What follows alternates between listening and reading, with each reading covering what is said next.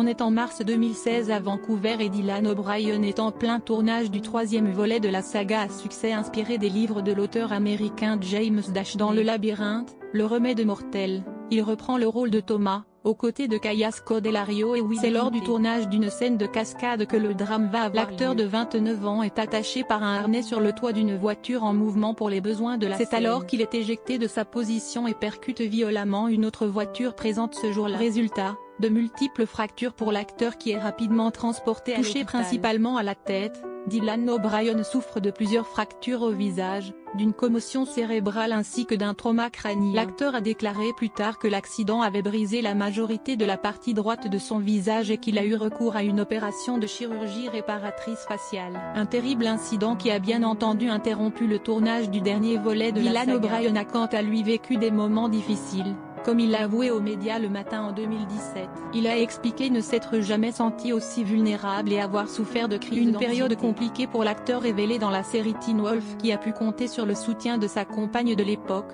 l'actrice Britt Roberts. Elle bossait de son côté loin de Vancouver mais elle a sauté dans le premier avion et elle était à mon chevet quand j'ai repris connaissance. Mon amour pour elle est plus intense que jamais depuis cette épreuve, avait-il confié. Après une longue convalescence, l'acteur a pu finalement reprendre le tournage du film Le Labyrinthe, le remède mortel un an plus tard, en mars 2017. Il a depuis continué sa brillante carrière avec des rôles dans Deepwater aux côtés de Mark Wahlberg ou encore très prochainement dans Love and Monsters, la dernière superproduction Netflix qui sort le 14 avril 2021.